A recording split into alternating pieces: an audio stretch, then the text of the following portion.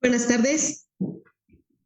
La Dirección General del Deporte Universitario les da a todos ustedes la más cordial bienvenida a este ciclo de conferencias que va a presentarnos el profesor Emanuel Novas Sánchez.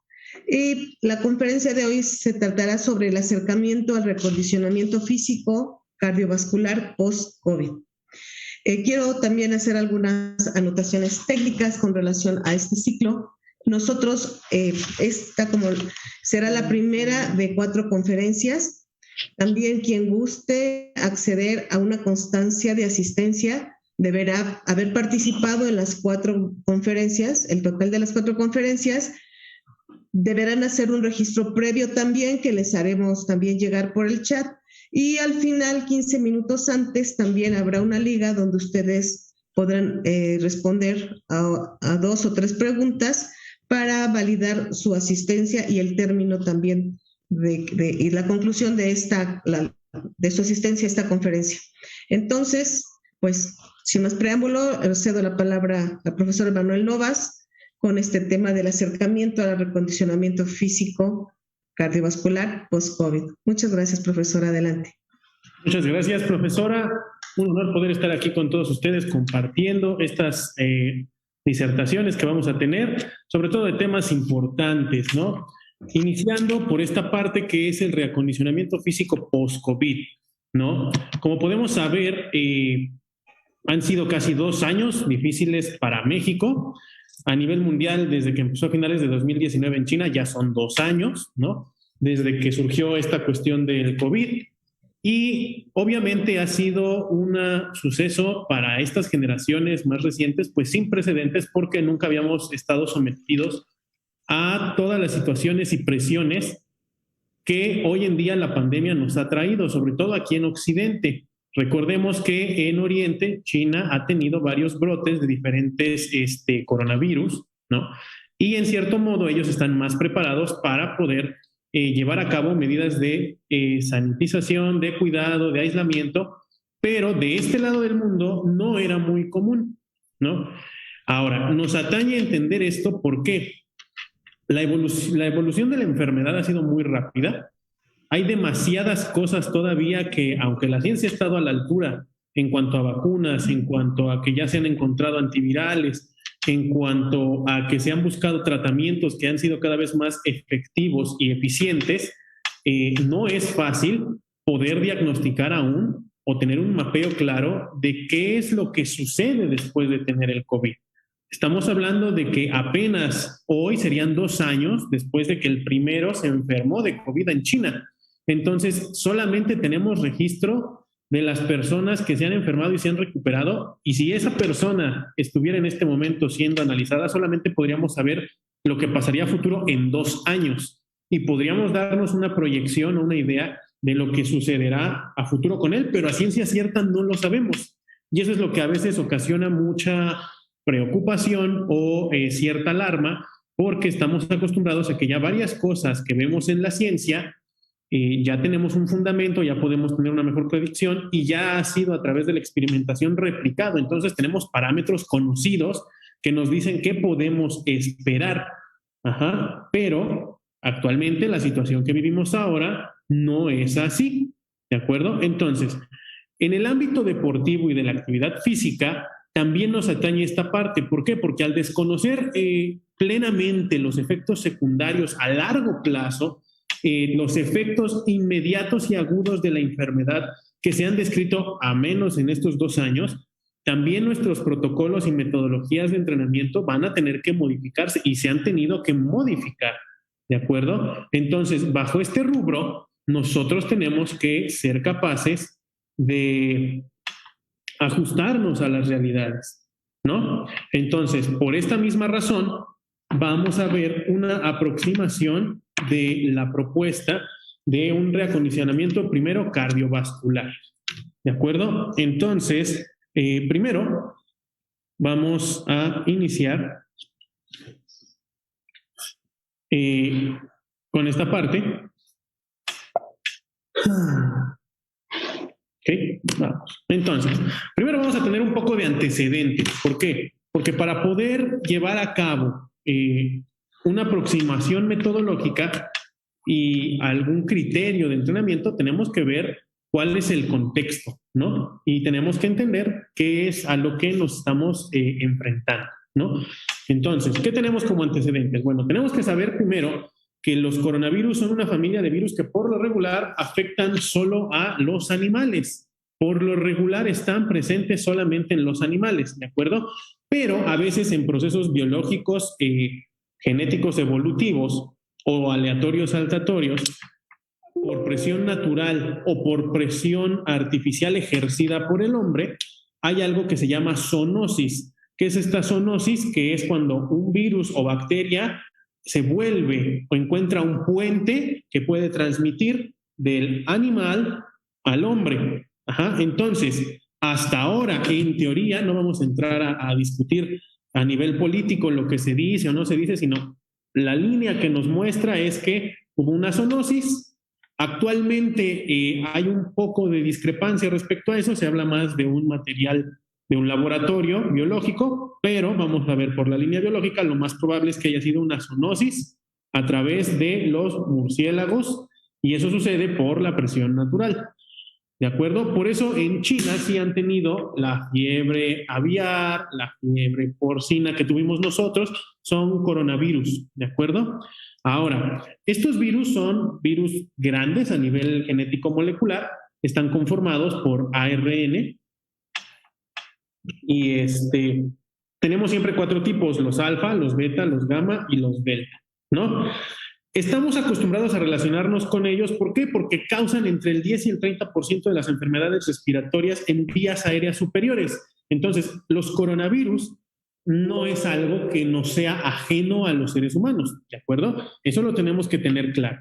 Pero, ¿qué es lo que hace particularmente contagioso y dañino a esta versión del COVID? Bueno, tenemos 3 tipos de alta patogenicidad, que es el SARS-CoV-1, el MERS y el SARS-CoV-2. Todos estos son síndromes respiratorios agudos que llegan a derivar en neumonías o lo que hemos estado viendo. Entonces, antes del SARS-CoV-2 y lo que hemos estado viendo, el síndrome de Medio Oriente, que era el MERS, y el SARS-CoV-1 habían estado presentes en el otro bloque de continentes. ¿De acuerdo? Entonces, ahora, ¿qué hemos visto? Actualmente hemos visto que hay muchos y muy variados los síntomas del COVID, ¿de acuerdo? Sin embargo, a lo largo de casi ya 2 años, se ha podido recopilar de manera más general los síntomas que va presentando y los podemos agrupar a través del IMSS. En la página del IMSS está esta información, Clínica Mayo, OMS, OPS, también están, ¿de acuerdo? Entonces, ¿qué es lo que podemos mencionar? Que los síntomas más comunes que va a presentar una persona con COVID va a ser fiebre, tos seca, fatiga o agotamiento sin una razón aparente, ¿de acuerdo? Entonces, luego, los siguientes síntomas que son menos comunes, pero están presentes: pérdida del olfato y el gusto, congestión nasal, conjuntivitis, mialgias, que son dolores musculares, artalgias, que son dolores articulares, cefaleas, que son dolores de cabeza, erupciones cutáneas, el famoso rash o urticarias, puede haber también náuseas o vómitos, escalofríos o vértigo, se podría decir, ¿de acuerdo? Y diarrea también puede haber. Ahora, muchas veces en el más de 80-90% de los casos es la combinación de estos 2 bloques de síntomas, comunes y los menos comunes. Hay personas que solamente tienen pérdida del olfato y el gusto, que es ageusia también, ¿no? Hay otros que es como un catarro muy rápido, ¿no? Ahora, los síntomas que son de gravedad, que significa que la enfermedad ha evolucionado, lo que es la disnea o la sensación de falta de aire, pérdida del apetito, la confusión, dolor u opresión en el pecho y fiebre por arriba de los 38 grados centígrados. ¿De acuerdo? Debemos tener claros toda esta gama de síntomas porque nos va a ayudar a comprender el cuadro del paciente, del cliente, del alumno que nosotros tenemos, ¿de acuerdo? Para poder llevar a cabo una mejor prescripción. No va a ser lo mismo una persona que tuvo solamente fiebre, tos seca y fatiga a una persona que tuvo mialgias, artalgias, cefaleas y algo de disnea o diarrea. Entonces, aunque en el tiempo de los 15 días de la cuarentena, que es la parte aguda de la enfermedad, hayan estado en reposo ambos, el desgaste fisiológico a nivel orgánico es distinto dependiendo de estos síntomas, por eso tenemos que irlos conociendo. Ahora, los poco comunes que también hay, pero existen sobre todo a nivel mental, es personas que presentan irritabilidad, merma de la conciencia, ansiedad, depresión, trastornos del sueño y complicaciones neurológicas. Muchas veces también se está viendo que estas complicaciones neurológicas y pérdida de la memoria está asociada a microtrombos que se generan por el mismo proceso de la enfermedad de COVID. Entonces, estas lagunas mentales o esta pérdida de la memoria a corto plazo habla de que empieza a haber microtrombos que empiezan a evitar la buena oxigenación cerebral. ¿De acuerdo? Eso lo va a dictaminar siempre el doctor, pero es bueno saber y conocer todo este abanico de posibilidades, porque esto es algo que nos ha traído el SARS-CoV-2 o COVID-19, que hay un abanico tan amplio que hay muchas opciones de lo que te puede realmente complicar. Hagan de cuenta que pueden elegir un síntoma común y se combina con todos los demás. Entonces, ¿cuántas combinaciones no salen de la sintomatología? Por eso también ha tomado tiempo estructurar cuáles son síntomas comunes, cuáles son síntomas no tan comunes. Ya ven que incluso hay personas asintomáticas, ¿de acuerdo? Entonces, generalmente se ha reducido a considerar estos principales síntomas, ¿no? Dificultad respiratoria, dolor de garganta, dolor muscular, tos seca y fiebre. Inmediatamente hacerse una prueba para saber cómo se encuentra. ¿De acuerdo? Entonces, ¿cuáles son los grados de la enfermedad que puede presentar una persona para que nosotros podamos ir considerando esto junto con el historial? Ojo, es bueno saber esto porque si nos llega una persona con COVID, vamos a ir tomando nosotros nota de cuáles fueron tus síntomas. ¿De acuerdo? Esto. ¿En qué grado de enfermedad te catalogó el doctor? ¿Sí? Esto nos va a empezar a crear el historial para que podamos elegir una mejor prescripción del ejercicio. ¿De acuerdo? A ver, entonces, hay que identificar la etapa o gravedad de los pacientes con COVID. Muchas veces los mismos pacientes no saben cuál fue el grado como tal, ¿de acuerdo? Pero con base a los síntomas que nos van mencionando, nosotros podemos inferir en qué grado estuvo, además del diagnóstico médico que pueda tener, ¿no? Entonces, primero, la etapa 1, que es la etapa de infección temprana, generalmente esos son los casos ambulatorios, ¿de acuerdo? Que dice que presenta uno de los siguientes signos o síntomas: fiebre mayor a 38 grados, tos seca, disnea, cefalea, más al menos uno de los siguientes signos menores: odinofagia, mialgia, artalgia, dolor torácico, escalofríos, rinorrea, que es escurrimiento de nariz, conjuntivitis, anosmia y disgusia, es decir, pérdida del sabor. Ahora, ¿qué va a pasar aquí? Si esa persona presenta uno y otro, o sea, todos los dos síntomas dominantes, pues ¿qué hay que hacer? Las pruebas de laboratorio. En las pruebas de laboratorio se va a observar el incremento leve del dímero D. ¿Qué es el dímero D? Es una molécula que se analiza que habla de un proceso inflamatorio, autoinmune, ¿no? Entonces, el dímero D está elevado, significa que hay inflamación, pero no mucho. Y entonces, el médico, ¿qué hace? Evalúa si hay comorbilidades, ¿no? Que es decir, hipertensión, diabetes, obesidad. Ajá. ¿Y qué es lo que hay que hacer ahí? Se le da un tratamiento sintomático ambulatorio.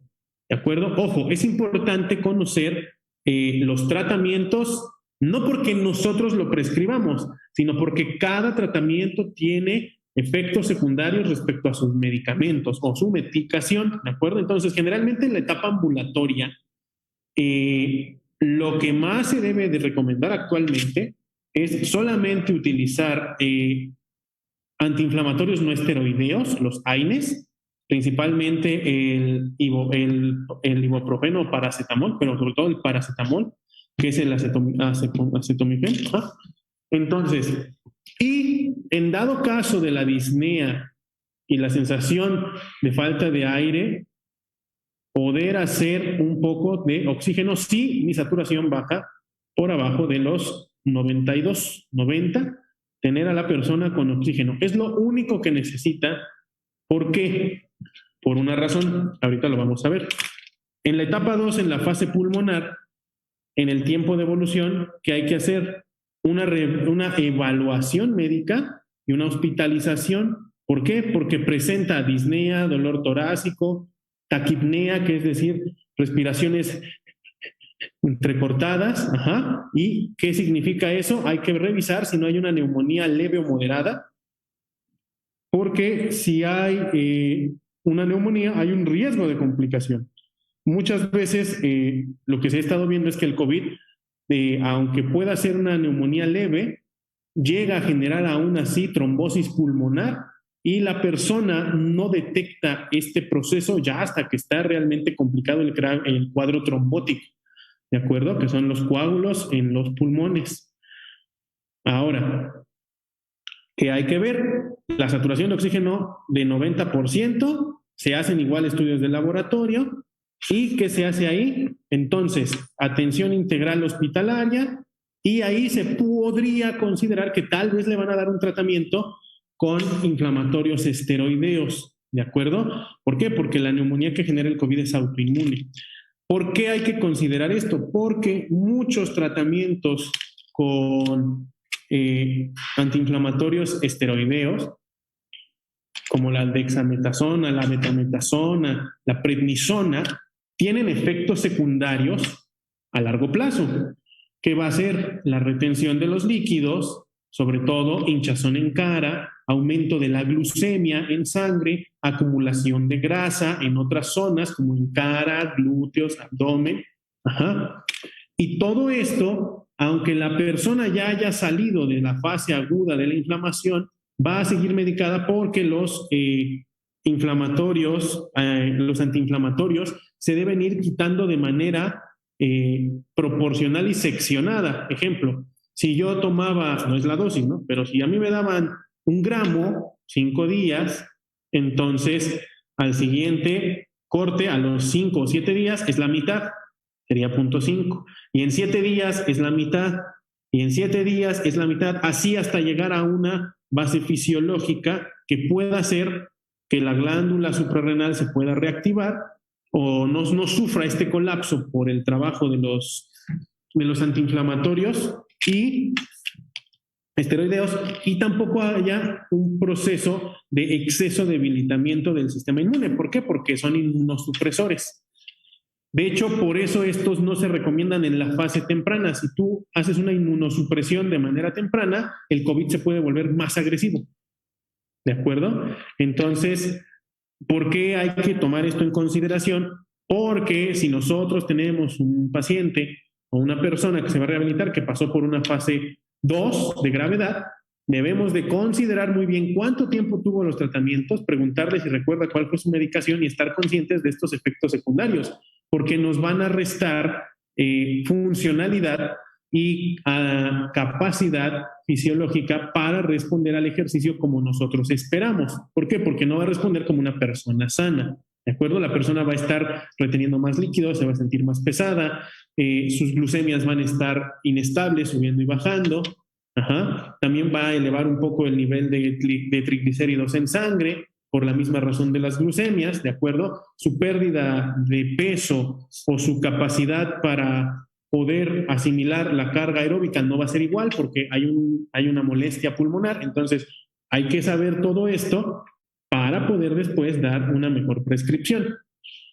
Ahora, la etapa 3, que es una fase hiperinflamatoria, lo que se conoce ya como tormenta de citoquininas, que es una respuesta inmune del cuerpo sumamente agresiva, y entonces ahí es cuando llegamos a una neumonía grave, cuando la frecuencia respiratoria está a más de 30 veces por minuto, puede haber una falla orgánica o choque, Ajá. Y entonces la hipoxia ya es muy elevada, estamos por abajo de 85, 80 saturación de oxígeno, y esa persona incluso corre el riesgo de ser intubada. Se va inmediatamente a la unidad de cuidados, de la unidad de cuidados intensivos, ¿de acuerdo?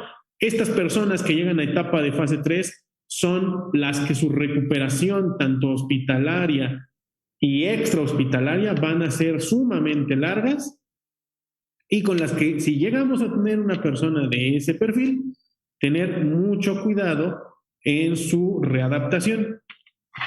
Ahora, ya sabemos lo que pasa durante la enfermedad. Generalmente, ¿qué nos dice la OMS y de ahí todas las entidades de salud? El 80% de los casos de COVID-19 se desarrollan bajo síntomas leves de COVID: fiebre, tos, cefalea, mialgias, artalgias, odinofagia y fatiga. El 10% desarrolla síntomas moderados, es decir, una neumonía. Y el 10% desarrolla una neumonía grave, es decir, que requiere oxígeno. Y de ese 10%, 5% desarrolla insuficiencia respiratoria o el síndrome de dificultad respiratoria aguda. Ahora, esto es lo que nos dicen las estadísticas. Sin embargo, aunque el 80% desarrollen síntomas leves, ¿qué creen? Tenemos todos con secuelas y pueden ser muy variadas. Y esas secuelas son las que también vamos a considerar cuando esta persona llegue con nosotros. ¿De acuerdo? Entonces, vamos a comenzar, ¿no? De las complicaciones respiratorias que podemos tener, que es la neumonía, la insuficiencia respiratoria y la tromboembolia pulmonar, nos pueden quedar secuelas como fibrosis pulmonar. ¿Qué es la fibrosis pulmonar? Que las paredes del pulmón se hacen como cartón. Hagan de cuenta que nuestros pulmones son como una bolsita de plástico. Por ejemplo, este material, ¿no? Si se dan cuenta, esta bolsa no es tan delgada, podría ser más delgada y sería un pulmón. Entonces, este es nuestro pulmón inflado. Este pulmón está pegado o sujetado a la pared interna de las costillas y de los músculos costales. Entonces, no es que el pulmón se llene de aire, sino hay una presión que el aire ejerce sobre nosotros, y entonces, cuando nosotros inhalamos, lo que hace los músculos respiratorios, que son mis manos, es que abren el pulmón y el aire puede penetrar. Cuando exhalo, lo que hago es que los músculos presionan y el aire lo puedo exhalar. Ahora, hagan de cuenta que cuando me da neumonía, cuando estoy sano, mi pulmón hace esto.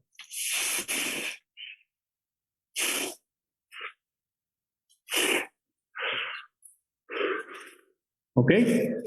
Cuando tengo una neumonía, estas paredes se hacen más rígidas. Ajá. Y entonces, imaginen que esto es más duro y entonces mi pulmón hace.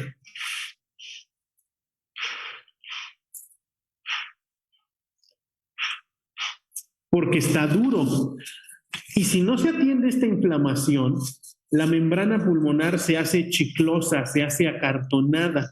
Entonces, imagínense que esta bolsa es de celofán y no de plástico. ¿Cómo se escucharía? Como y sería más gruesa. Entonces, la fibrosis pulmonar es una de las secuelas de la complicación de la neumonía, porque va a impedir que haya una buena permeabilidad. Ajá. ¿Para qué? O perfusión a nivel alveolar para que el oxígeno entre a la sangre. ¿De acuerdo? Y también va a disminuir sumamente, o más bien de manera considerable, nuestra capacidad pulmonar. Si nuestro pulmón hacía...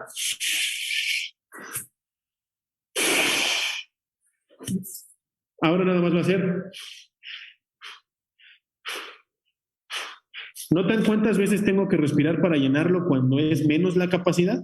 Eso aumenta nuestra frecuencia respiratoria. Tos persistente, la inflamación que va a haber en los pulmones o que puede quedar tocada en los bronquios. ¿Por qué? Porque los bronquios es la primera parte donde llegan los pulmones. Entonces, ¿qué va a pasar ahí? Vamos a tener también tos por la irritación, ¿de acuerdo? Disnea, esta sensación de falta de aire, necesito respirar más. La disnea se genera también como una secuela por este endurecimiento, este daño que hay en los pulmones, ¿de acuerdo? Eso lo tenemos que considerar. Y la hipoxemia, ¿no? Es que vamos a tener una baja saturación de oxígeno en la sangre porque nuestros pulmones terminaron dañados, ¿de acuerdo? Todo eso está presente como secuela del COVID. Puede ser que alguien de caso leve o moderado diga, no, pues yo no llegué a neumonía, pero si esta persona antes saturaba en 98 y ahora, después del COVID, satura en 96, significa que sí hubo un daño, porque no es normal que hayas perdido de 98 a 96 sin alguna otra razón. Es muy leve, puede ser no perceptible, sigue dentro de los parámetros originales de estar saludable en cuanto a saturación de oxígeno, pero no está bien.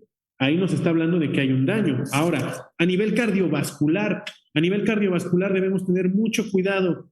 ¿Por qué? Porque las complicaciones que puede presentar el COVID son miocarditis, pericarditis, insuficiencia cardíaca, infarto agudo al miocardio, arritmias, enfermedades tromboembólicas.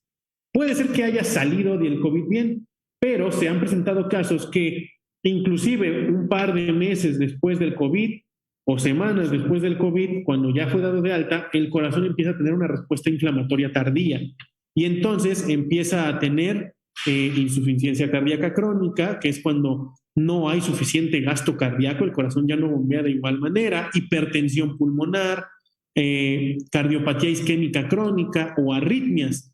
También esto es agudizado por los inflamatorios esteroideos, ¿de acuerdo? Porque los esteroides, como por ejemplo la prednisona, alteran la frecuencia cardíaca, generan arritmias, o taquicardias, ¿de acuerdo? Entonces, ojo aquí, las personas que han sido toda su vida sedentarias o poco activas van a tener un desfase cardíaco muy marcado.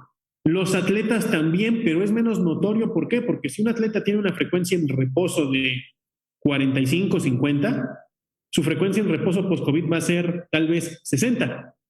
Y dentro de los parámetros clínicos 60 está bien, pero tenemos que con el historial saber que está 15 latidos arriba. Significa que no está bien.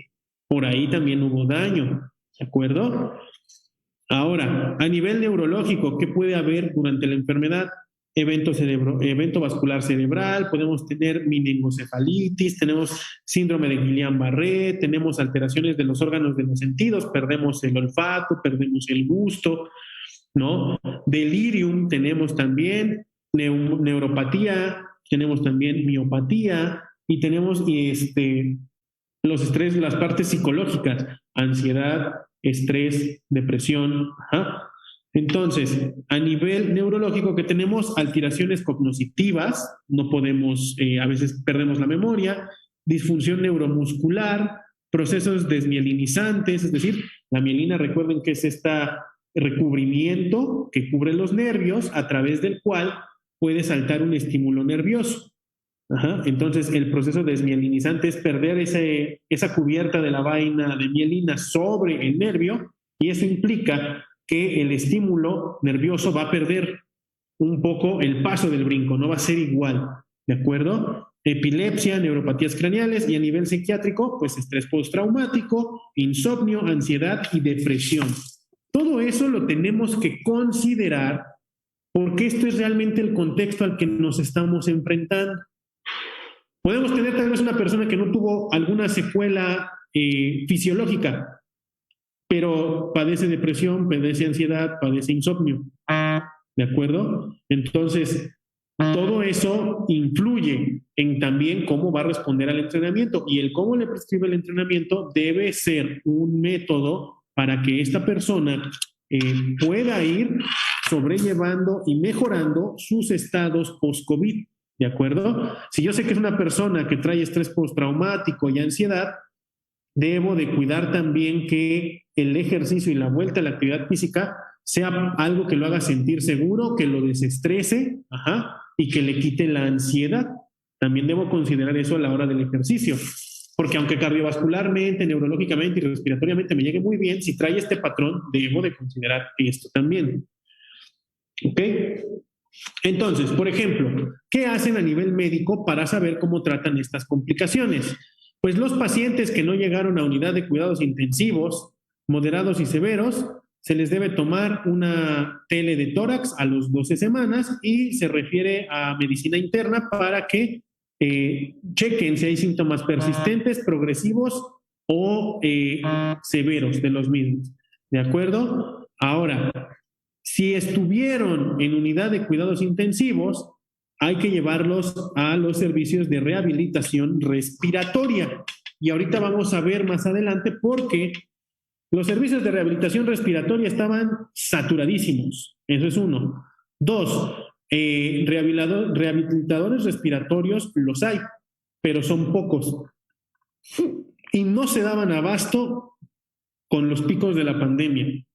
Muchas veces nos van a llegar personas que tampoco fueron, no buscaron o no sabían y no se les informó a una rehabilitación respiratoria adecuada. Entonces, nosotros debemos de considerar esto porque debemos darles de manera sencilla, asumiendo que no somos el especialista en rehabilitación respiratoria, pero conocer el protocolo para poder paliar la situación con todo este grupo de personas, ¿de acuerdo?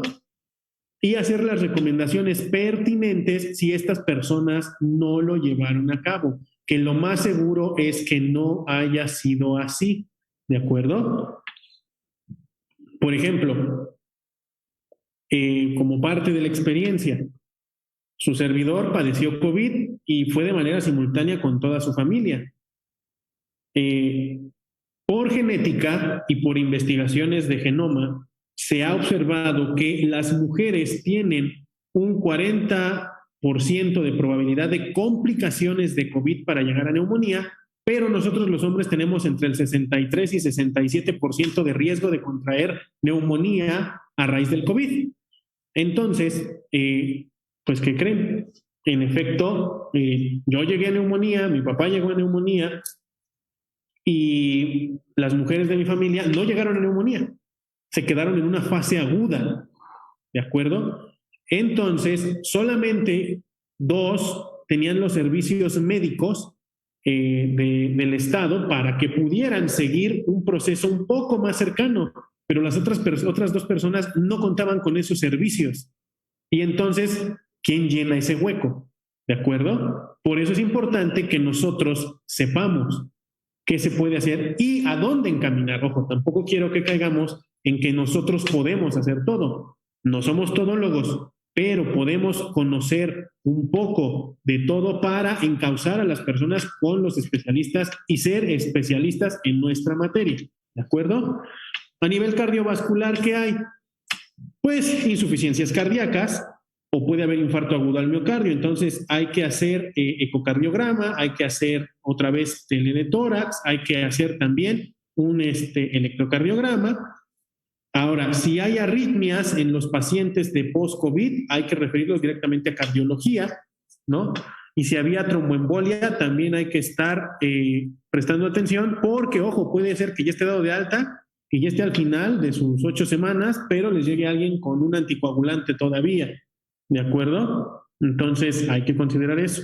A nivel neurológico, pues hay que iniciar manejo y favorecer la rehabilitación, sobre todo, mandándolo a neurología.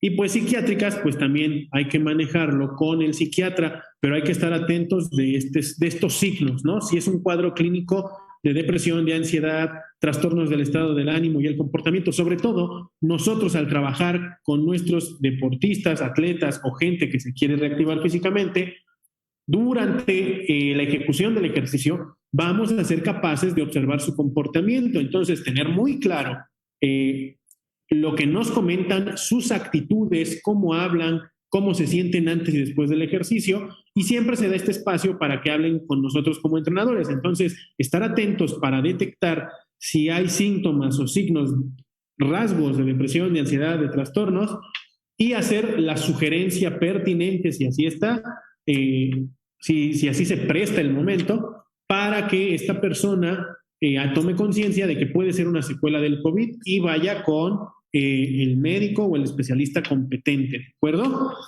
Entonces, ahora, ya tenemos un panorama general, ¿de acuerdo? Ya tenemos un poco más estructurado de dónde vienen los coronavirus, cuáles son los padecimientos que genera este coronavirus, los síntomas, las complicaciones, algunos efectos secundarios de los tratamientos médicos que se van a generar, ¿no? Y esto cómo va a verse reflejado en la calidad de vida y en la salud de las personas. Y entonces, ¿qué hacer cuando el paciente ha salido de esta etapa y llega con nosotros como entrenadores? Bueno, entonces, lo primero que debemos hacer nosotros es tener la certeza de que se ha recuperado al 100% del SARS-CoV-2 para llevar a cabo una actividad física. Si nosotros no tenemos esta certeza, no vale la pena arriesgar al paciente o a la persona, ¿de acuerdo? Por eso era importante conocer todo el protocolo y todo el contexto de la enfermedad, porque entonces ya sabremos cuándo alguien realmente ha sido dado de alta y se ha recuperado al 100 y cuándo no, ¿de acuerdo? Entonces, una vez que tenemos esta certeza, vamos a poder dar inicio a un proceso de entrenamiento. Ahora, ¿qué se debe hacer para tener esta certeza? Más allá de la prueba negativa que se pide por seguridad de todos, que es necesaria la anuencia médica al retorno de la actividad física. Entonces, no solamente es, pues yo tengo mi prueba y hasta mi certificado de vacunación. Ok, sí, ¿el doctor ya te dio autorización para volver a hacer ejercicio? No, que no. Ve y pregunta y que te firme una autorización o un examen médico que dice que estás apto para volver a la actividad física. ¿De acuerdo? Porque más allá de ser seguridad para nosotros entrenadores, es seguridad para ellos. ¿De acuerdo?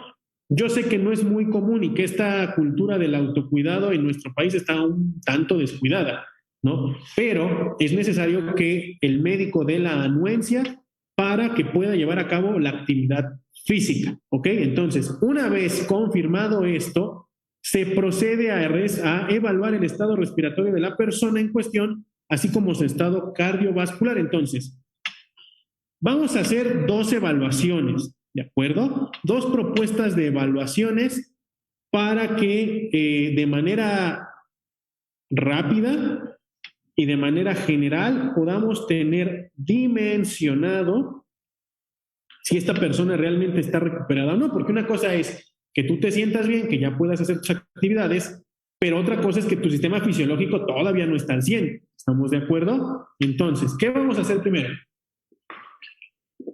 Vamos a pedir, para hacer una evaluación pulmonar, vamos a medir la saturación de oxígeno con oxímetro y medir su frecuencia cardíaca. Entonces, vamos a pedirle a la persona que se siente, se relaje y vamos a colocar el oxímetro, ¿de acuerdo? ¿En qué dedo se coloca el oxímetro? Por lo regular se genera o se coloca en el índice o en el medio.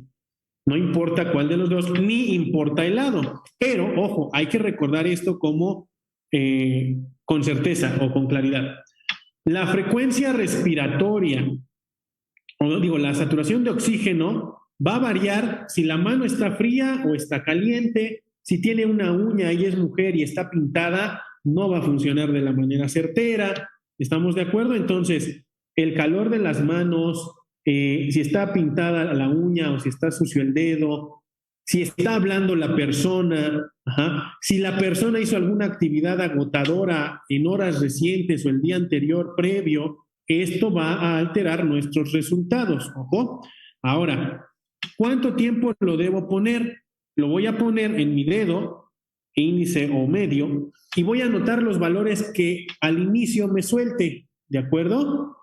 Y una vez que esos valores los anoto, voy a esperar 2 minutos para que se estabilicen, ¿de acuerdo? Para que sean constantes y tengamos un marco referencial adecuado. Ahora, durante este periodo de los 2 minutos, ¿qué vamos a hacer?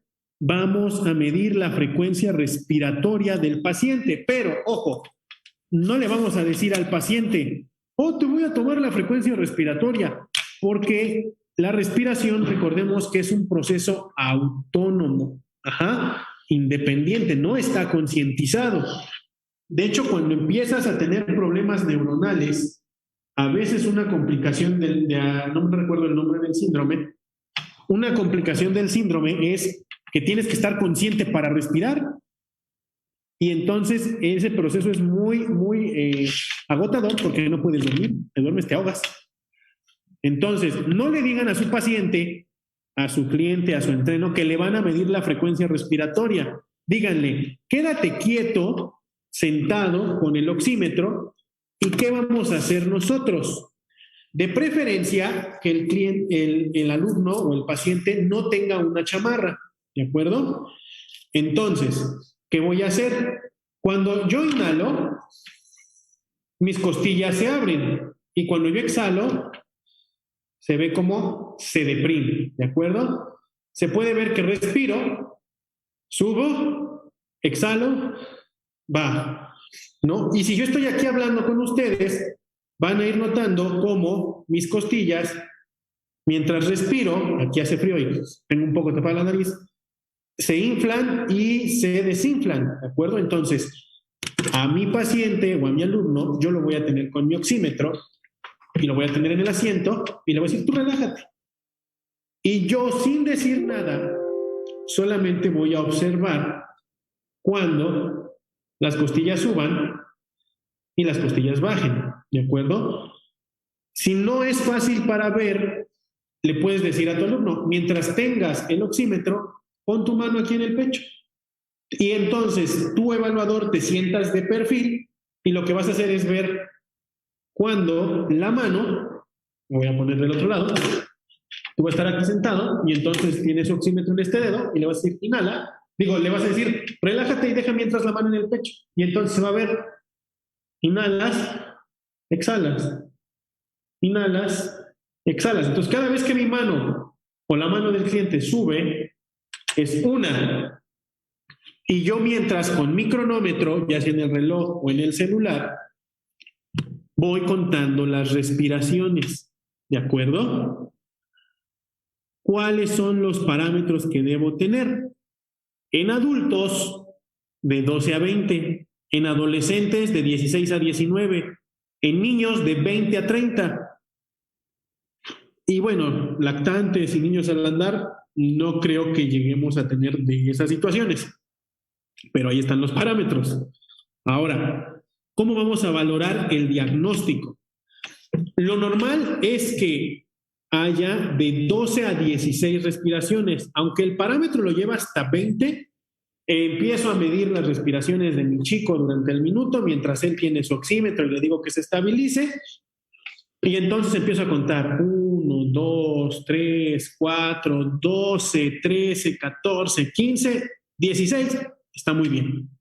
17, 18, 19, 20. Entre 17 y 20 nos estamos acercando al límite superior de la frecuencia respiratoria. Entonces, si esa persona trae entre 17 y 20, es un primer síntoma de consideración. No nos vamos a alarmar. Puede ser que ya esté en camino a la recuperación, pero aún no hay una recuperación completa. Entonces, es lo primero que hay que ir considerando. Entonces, ¿qué agarro? Agarro mi libreta y entonces anoto frecuencia respiratoria, tanto, ¿no? 20, pero llega a 20 y no se acaba el minuto. 21, 22, 23, 24. Ok, hay que considerarlo más puntualmente. Aunque no es grave, significa que no hay una perfusión de oxígeno adecuada en los pulmones. ¿Se acuerdan lo que les puse el ejemplo de la bolsa? Si este pulmón se llena completo,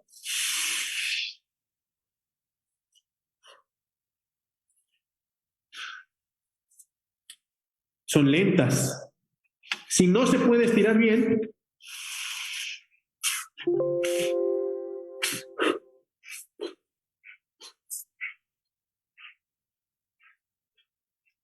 son más seguidas, ¿de acuerdo? Entonces, 21, 22, 24, ya tengo que empezar a observarlo con más atención.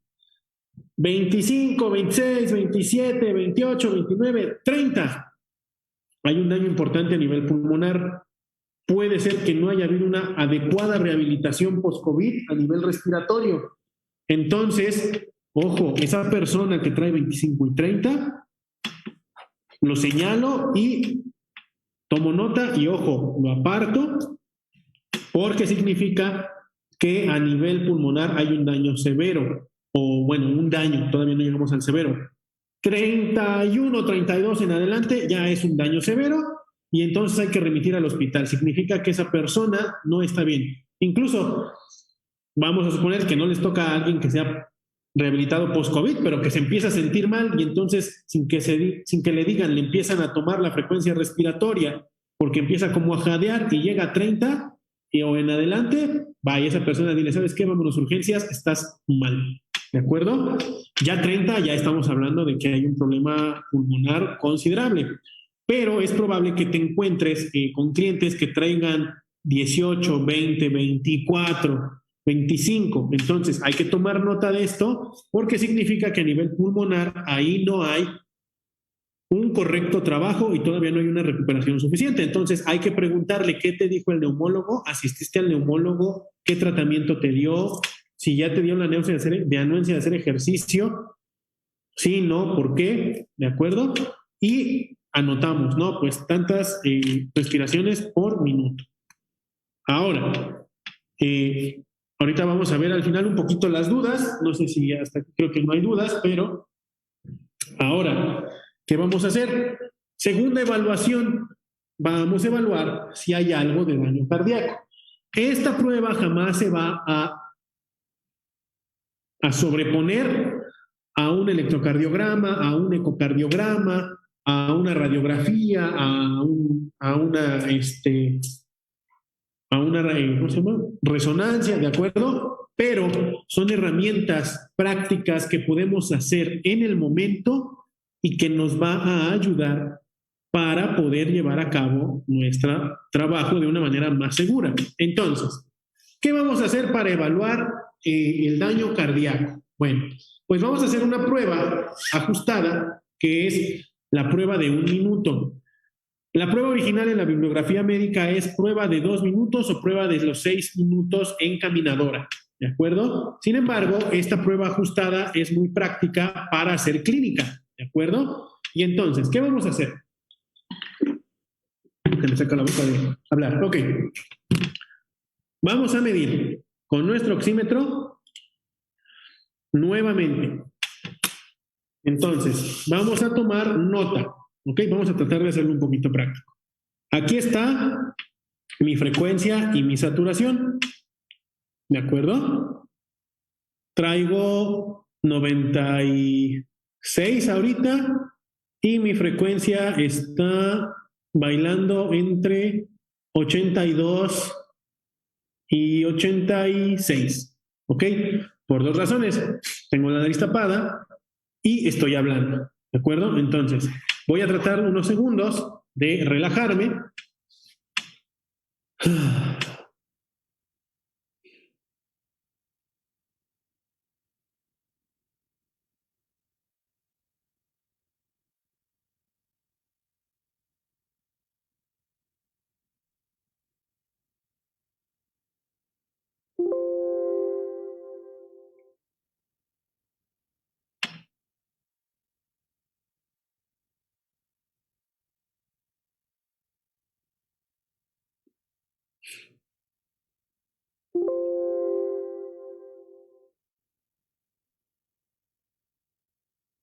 Ok, vamos a tomar 96 y 69 de referencia, ¿de acuerdo? Entonces, deberían ser 1 o 2 minutos. Me quedé calladito para que no variara, pero si hablo, esto va a cambiar, ¿de acuerdo? Entonces, su alumno o su entreno, que no hable y que esté sentadito. Y de hecho tiene que estar sentadito, bien atrás, recargado en el respaldo, ¿vale? Yo lo hice para que vieran. Entonces, teníamos nuestro parámetro en 96 y 69. Después de los 2 minutos, ¿qué vamos a hacer? Le vamos a pedir que se levante. Ok, entonces me levanto y hay un cambio. Subo a 84 y mi saturación está en 97. Y por hablar de pie, ya subí a 87. acuerdo? Entonces, ahí estamos. Significa que vamos a dejar el parámetro en 97 y 87, ¿de acuerdo? Entonces, tomo nota. Sentado, yo tenía los valores de 69 de latidos por minuto, que es la frecuencia cardíaca, y tenía mi saturación de oxígeno en 96, sentado. ¿Vale? Y de pie, como hubo un cambio, mi saturación de oxígeno pasó a 97, 96 igual, y mi frecuencia cardíaca subió hasta 87. ¿Vale? Entonces, esto es mi parámetro de referencia. A estos valores tengo que volver. Ahora, ¿en qué consiste la prueba? Voy a tomar un espacio en la casa o en el lugar de trabajo.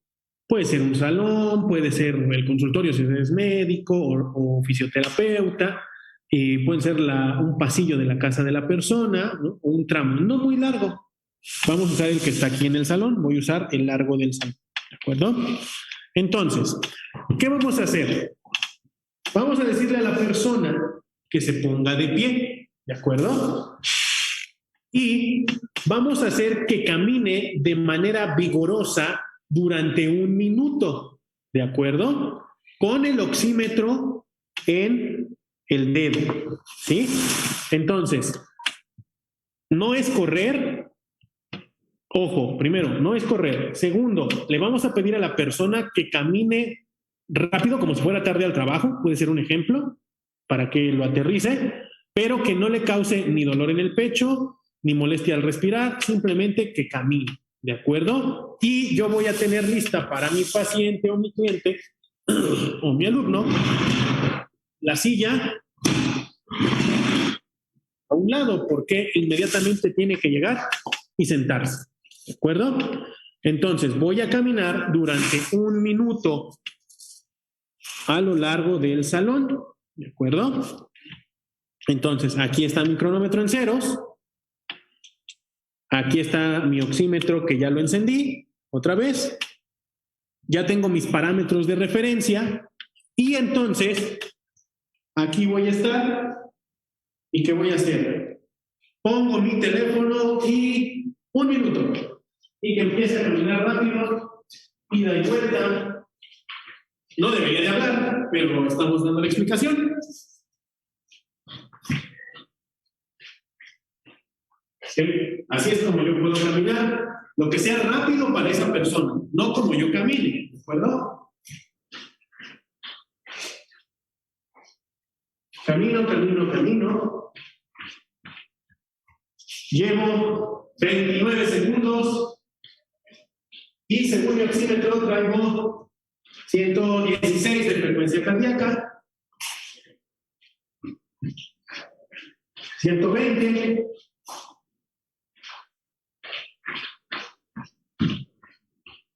ok, 49 segundos, 50, 1, 2, ok, 3, 2, 1, tiempo, para. Y ahora cuento 1 minuto.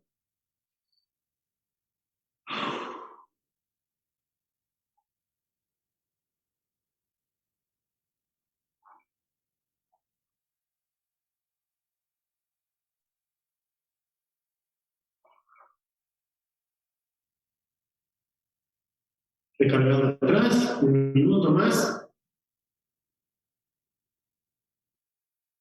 Llegué a 120. Saturación 96.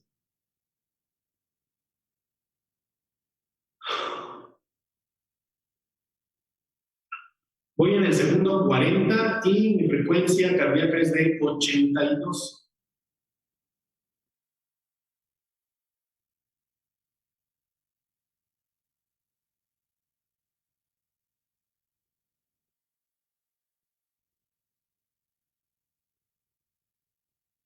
Un minuto, marco el primer minuto, traigo 95 de saturación y 68 de frecuencia cardíaca en reposo.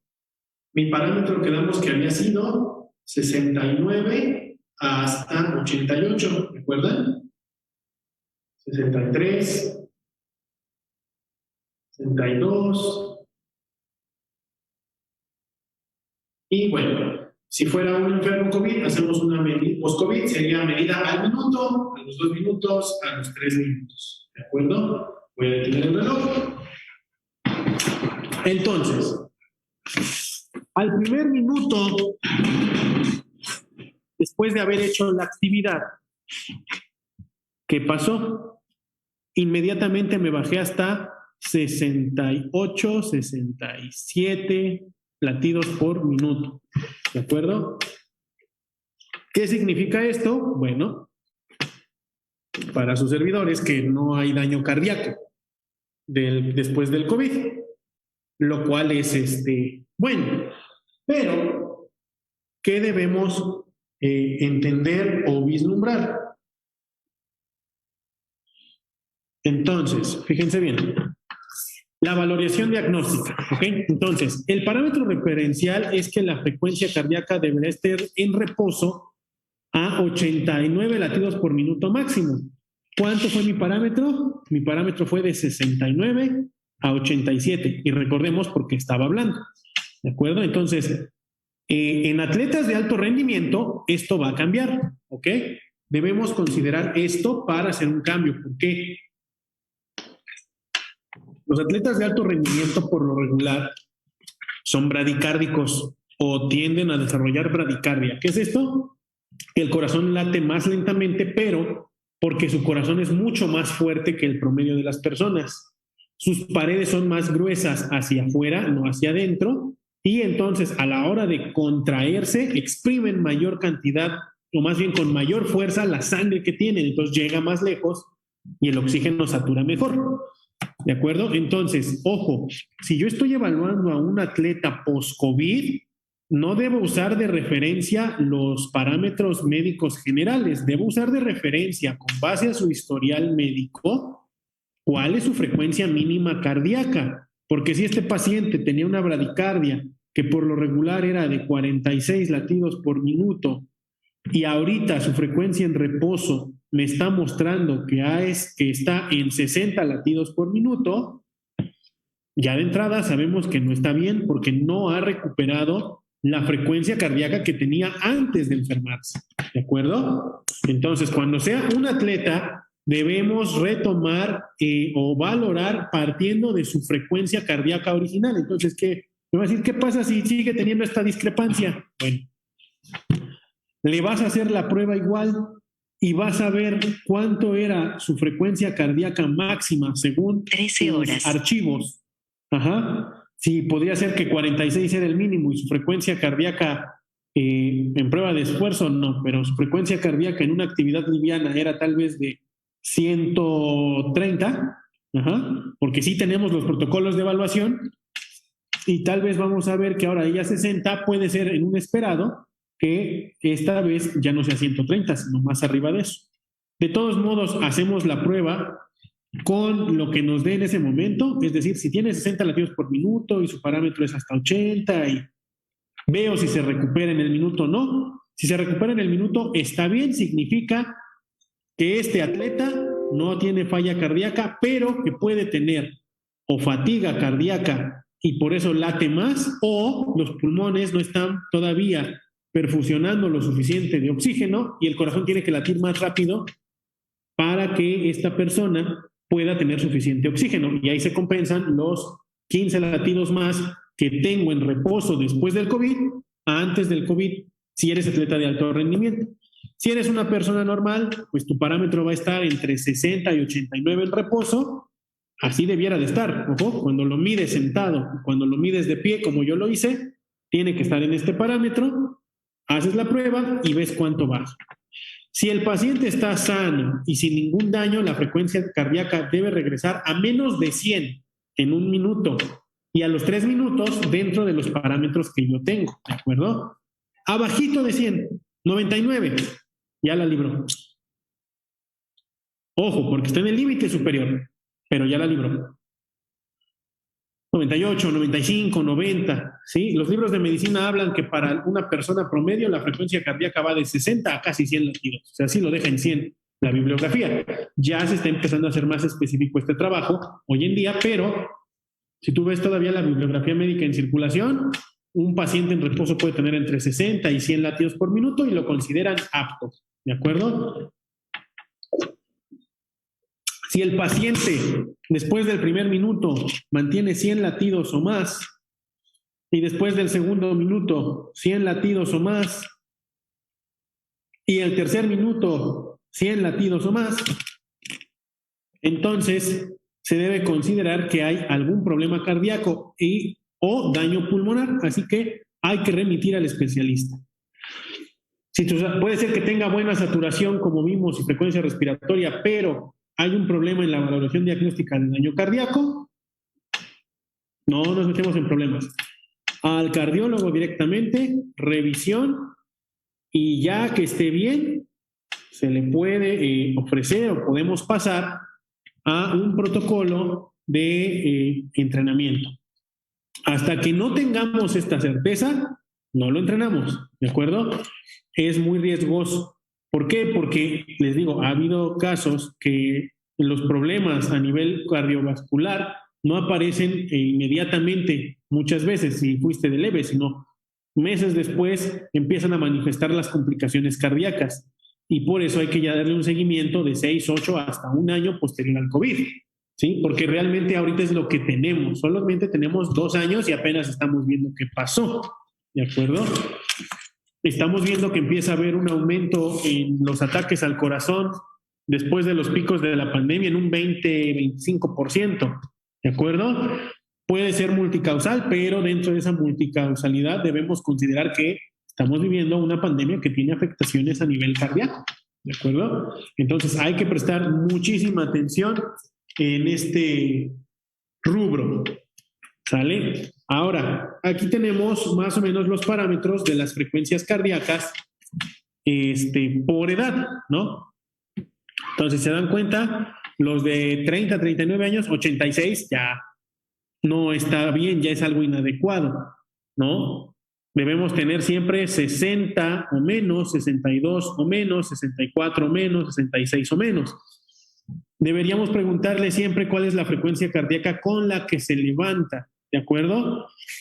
Por ejemplo, la frecuencia en reposo de un servidor al despertar es de 51.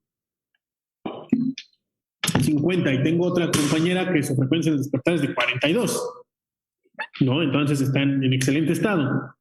Y ojo, también varía para hombres y mujeres. Entonces debemos observar a quién estamos evaluando y tomar estos parámetros como valores de referencia, pero aplicarlos de manera específica para cada uno de nuestros atletas, cada uno de nuestros alumnos, con base a lo que les dije. Hacemos el parámetro particular de esta persona sentado y parado y hacemos la evaluación, ¿de acuerdo? Ahora, la saturación de oxígeno a la que debemos considerar, ¿de acuerdo? Ojo, tenemos que recordar que el oxígeno y la saturación que tenemos también tiene que ver con la presión del aire o la presión de la columna de aire que se ejerce durante la presión atmosférica, ¿de acuerdo? Entonces, cuando estamos a nivel del mar, la presión del aire es mayor. ¿Por qué? Porque la columna de aire desde la estratosfera hasta el nivel del mar es más grande. Entonces, hay mayor presión y cuando respiras empuja más oxígeno, ¿de acuerdo? Conforme tú asciendes en el relieve, la distancia entre la estratosfera y el relieve es menor. Por lo tanto, cuando tú abres los pulmones para que entre el oxígeno, entra menor cantidad de oxígeno porque hay menos presión. Los que han subido montaña o han hecho escalada saben que existe el llamado mal de montaña, que es cuando no empiezas a oxigenarte bien. ¿Por qué? Porque a mayor altitud, mientras más vas subiendo, menos es la presión atmosférica que hace que tengas mejor saturación de oxígeno. De hecho, esa es una de las razones y que dio una parte del puntapié inicial en esto de las ciencias del deporte y los mecanismos de adaptación y de entrenamiento cuando fueron las Olimpiadas de México en el 68. nadie quería venir a México por la altitud que tenía. Y para los atletas era sumamente agotador estar aquí, porque ¿qué creen? No estaban acostumbrados, siempre habían sido en Europa. Entonces, la presión de oxígeno es muy diferente allá que acá para nosotros. Ajá. Entonces, esto es importante también, ¿por qué? Porque nosotros estamos a 2.600, 2.400 metros sobre el nivel del mar. Entonces, estamos en un rango entre los 1.000 y los 3.000, significa que podemos estar entre 90 y 98, 97 de saturación de oxígeno y estamos bien. Difícilmente aquí vamos a llegar a 100. ¿De acuerdo? Lo más pro que puedas tener de alguien tal vez sean 99. No porque esté fuera de forma, sino porque hay que considerar la altitud. Por eso, en los entrenamientos, los boxeadores hacen campamentos para entrenar la altitud, generalmente a mayor altitud. Lo que el cuerpo desarrolla es mayor hemoglobina para poder capturar de mejor forma el oxígeno presente, aunque es menos a esta altitud, y eso te hace ser más resistente, ¿no? Entonces, cuando tú bajas de un nivel por encima del nivel del mar con menos saturación de oxígeno al nivel del mar, pues te vuelves un dios a la hora de correr. Porque cuando hay mayor presión, eres más eficiente en jalar oxígeno y entonces la hemoglobina jala más oxígeno, la presión es mayor del oxígeno a nivel del mar y ¡pum! Rindes muchísimo más, ¿no? Pero hay que considerar estos parámetros porque, por ejemplo, alguien que trae 85, 88 de hipoxia moderada, aquí en la Ciudad de México, pues podría estar casi en hipoxia leve, ¿de acuerdo? Y incluso rayando un poco lo normal de 88. ¿Ah? Por eso hay personas que a veces con saturación, o sea, no puedes generalizar a la hora de la neumonía del COVID, trae 87, la generalidad es para una mayor comprensión, ¿sí? Es una buena recomendación médica, no digo que no, pero también para que podamos tener un mayor contexto y entender que si traigo 90 de saturación de oxígeno, pues sí, evidentemente no estoy bien, pero pues no me voy a morir porque estoy en una hipoxia leve, no estoy en una hipoxia moderada o severa, ¿de acuerdo? Entonces, allá, ¿por qué? Porque muchas de las informaciones que tenemos son de países, son de ciudades que están al nivel del mar, muy poco por encima del nivel del mar. Entonces, usamos esos estándares porque Nueva York y la ONU están a nivel del mar. Bruselas, Bélgica y parte de Europa están a nivel del mar o muy poco por encima del nivel del mar. Entonces, todos los parámetros de saturación de oxígeno que ellos nos presentan para la evaluación del COVID, pues son en función de sus características geográficas, ¿de acuerdo?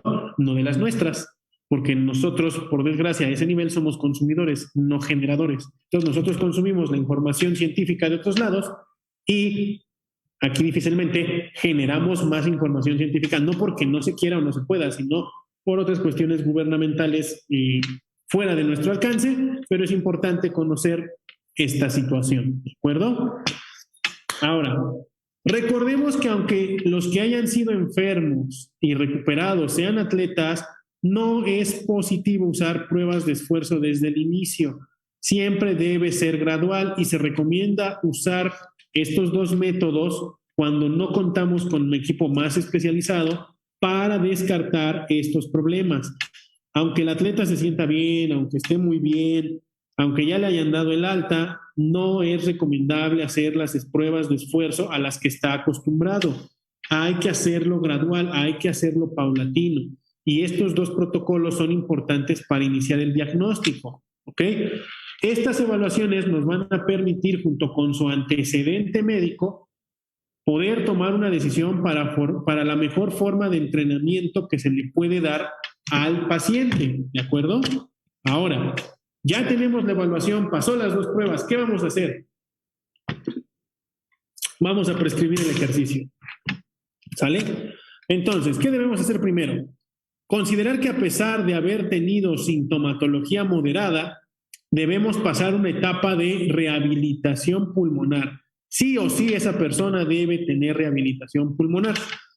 ¿Existen especialistas en este rubro? Sí, sin embargo son escasos y en esta época, como lo había mencionado previamente, han sido muy demandados, ¿no? O sea, son sobrepasados incluso. Ahora, también, si puede haber acceso a uno, no es un servicio muchas veces al alcance de todos por las cuestiones económicas, ¿no? Entonces, ¿qué vamos a hacer? Vamos a ver los principales ejercicios de rehabilitación respiratoria, ¿ok? Que se deben realizar suficiente tiempo hasta que se normalice la frecuencia respiratoria. Es más, si esa persona trae 16 de frecuencia respiratoria o 17, aunque esté en el parámetro normal, si lo podemos bajar a 12, 13, 14 con estos ejercicios, es lo ideal. ¿De acuerdo? La frecuencia de los ejercicios respiratorios será alrededor de 3 a 4 semanas, hasta 6 semanas pueden hacerse después de padecer COVID. No nos van a quitar mucho tiempo. Entonces, primero, ¿qué vamos a hacer? Vamos a trabajar la respiración con labios fruncidos. Vamos a fruncir los labios, ¿ok? Ojo, estos ejercicios sí o sí para las personas que vienen del COVID para empezar esta recuperación cardiovascular, cardiopulmonar, ¿ok?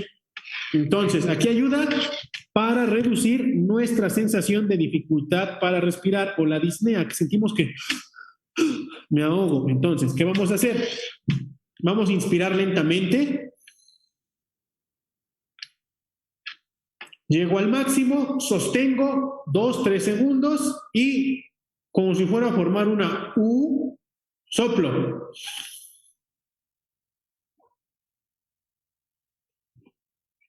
Otra vez.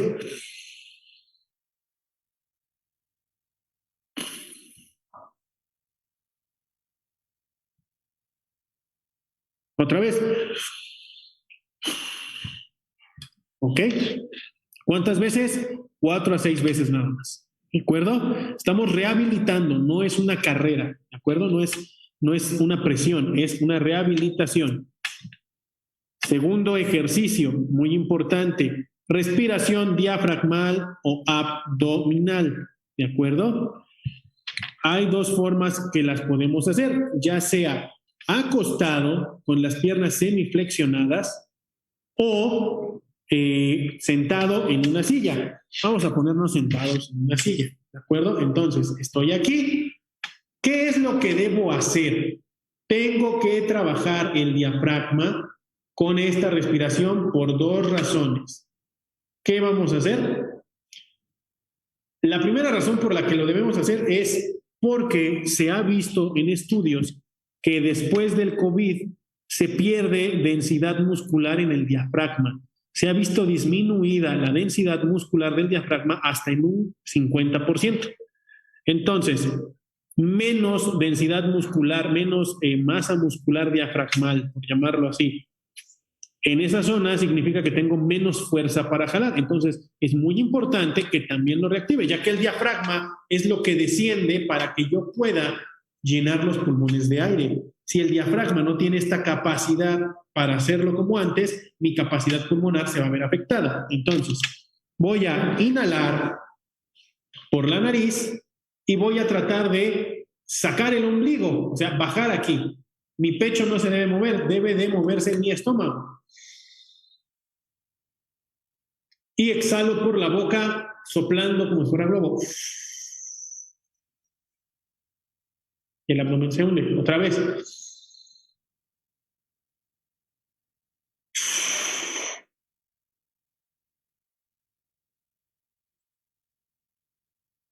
¿Cómo lo puedo hacer? Otra forma es que mis dos manos están en el abdomen e inhalo y exhalo. ¿Ok? Igual, 4 a 6 veces y este sí, hacerlo en la mañana y en la noche. ¿Sale? 10, 15 respiraciones puede ser un buen parámetro. 4 a 6 lo recomiendo más, aunque la generalidad nos dice de 10 a 15, 4 a 6 para que haya un mejor control y porque muchas veces de 10 a 15 se nos marean, ¿vale? Muchas personas no están acostumbradas a usar el diafragma. Entonces, cuando no están acostumbrados a usar el diafragma, este proceso en la quinta, sexta ya me se me duele la cabeza, ¿vale? Entonces hay que considerar esto. Ahora, respiración costal, ¿qué vamos a hacer? Igual, acostado. boca arriba o sentado en una silla, vamos a poner ahora las manos en el pecho y lo que voy a hacer es, ahora sí, respirar y sacar el pecho. Y exhalo. Otra vez. Y exhalo. Otra vez. Y exhalo. Llevar al máximo el estiramiento de las costillas, ¿de acuerdo? ¿Se acuerdan que les dije que las membranas de los pulmones estaban pegados por dentro?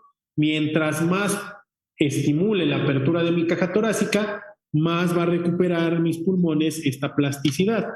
Y ojo, aunque no haya padecido neumonía, como les dije, también está comprobado que los ejercicios respiratorios para atletas de alto rendimiento mejoran su rendimiento, porque respiran mejor, aprenden a respirar mejor. ¿Sale? De igual forma, en la mañana y en la noche los ejercicios, una serie de 10 a 15 repeticiones. ¿De acuerdo? Ahora, ¿qué vamos a hacer? Sacar el aire lentamente por la boca. Este es importante que lo hagamos acostado de lado. ¿Sale? Entonces me voy a acostar. ¿Para qué sirve? Para mover las partes profundas de los pulmones. Recordemos que los pulmones poseen 3 lóbulos. ¿De acuerdo? Entonces, la parte más inferior es muchas veces la que menos se oxigena. Y acostado de lado y respirando profundo, inhalando por la nariz y sacando el aire por la boca, pero ahora con la boca abierta, vamos a propiciar que estas partes inferiores se expandan y se rehabiliten. Entonces, me voy a acostar y ¿qué voy a hacer? Supongamos que estoy acostado de un lado, porque aquí no tengo dónde recostarme. Esta es mi pared y lo que voy a hacer simplemente es inhalo lento y con la boca como si estuviera diciendo "oh", exhalo. Y otra vez. Y exhalo.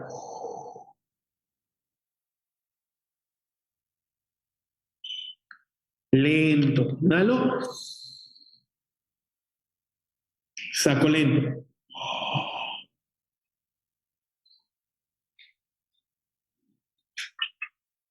¿De acuerdo? Este no lo voy a hacer por repeticiones. Este lo voy a hacer pausado durante 5 minutos. 5 minutos un lado y puede ser lo mismo 5 minutos del otro. ¿De acuerdo? Esto me va a ayudar a relajarme y voy a sentir cómo se abre y cómo el oxígeno llega a la parte más profunda de mis pulmones. ¿De acuerdo? De igual forma son 2 veces al día, en la mañana y en la noche. Y último ejercicio de los respiratorios que vamos a hacer, soplar una pajilla en una botella. Ya cada vez es más difícil encontrar pulmones. Vamos a ayudar a mover flemas que puedan estar en las zonas profundas de los pulmones hacia la parte más cercana de la boca y después poderlas expulsar.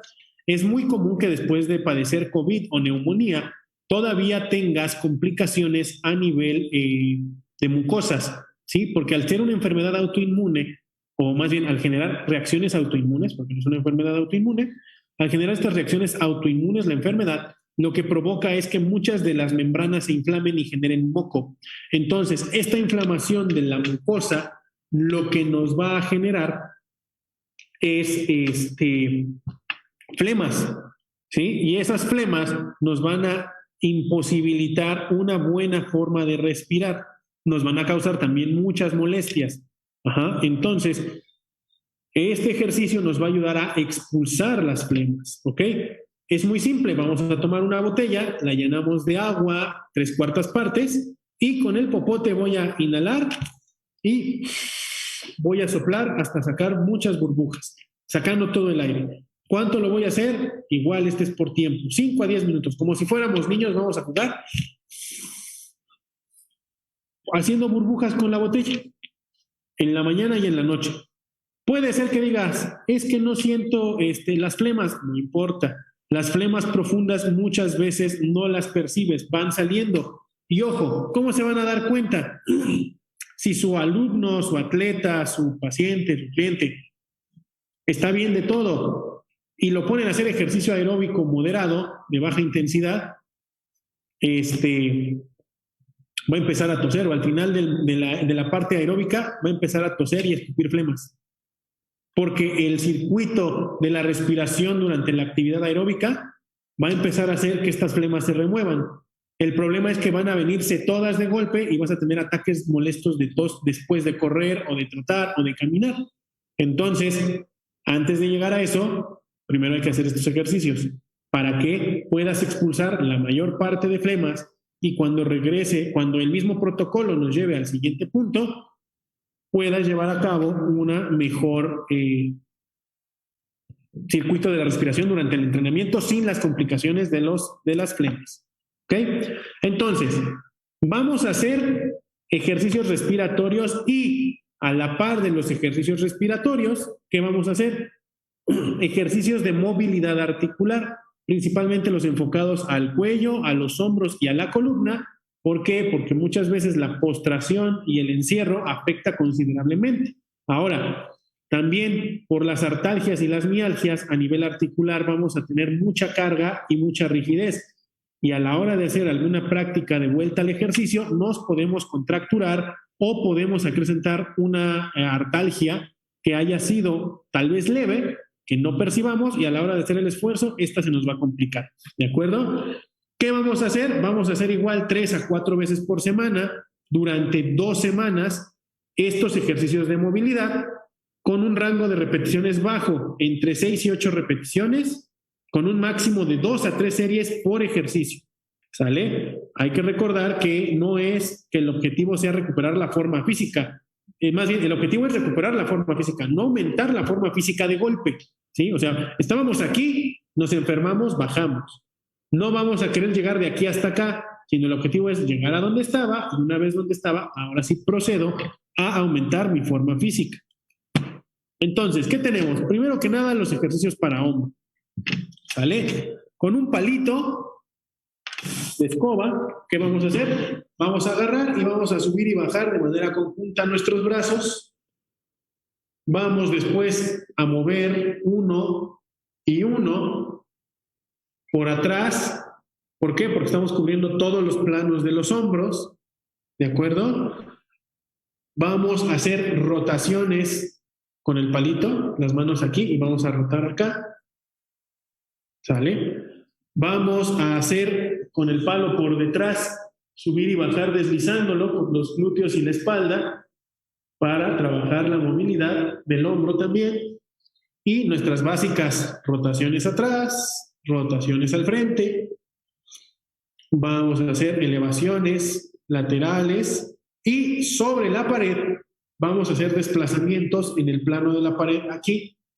¿Para qué? Para trabajar el manguito rotador también y los deltoides, ¿de acuerdo? Y el cuello, aunque pudiera parecer muy básico, porque nosotros lo usamos generalmente como calentamiento, es un protocolo de rehabilitación realmente. Entonces, moviendo, flexión de la cabeza,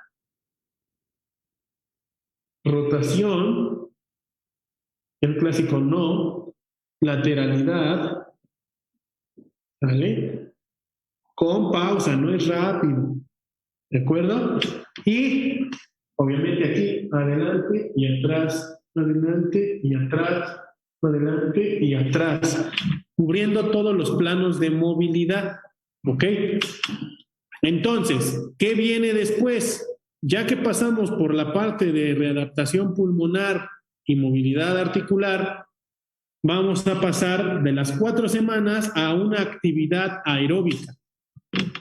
¿Qué vamos a usar? Vamos a utilizar el método continuo extensivo, ¿sale? Pero vamos a darle un enfoque como el protocolo que marca el manual de la ACSM para hipertensos, ¿sí? Cuando tú entrenas a un hipertenso en la parte aeróbica, no llegas incluso a los mínimos requerimientos que el mismo protocolo, que el mismo método te dice, porque el método continuo extensivo es mínimo 30 minutos a una frecuencia constante del 60% de la frecuencia cardíaca hasta 2 horas, pero mínimo 30. Y para un hipertenso lo máximo de inicio son 30. empiezas incluso por abajo de ese tiempo. Entonces, el protocolo para un hipertenso es diferente a lo que el método nos dice.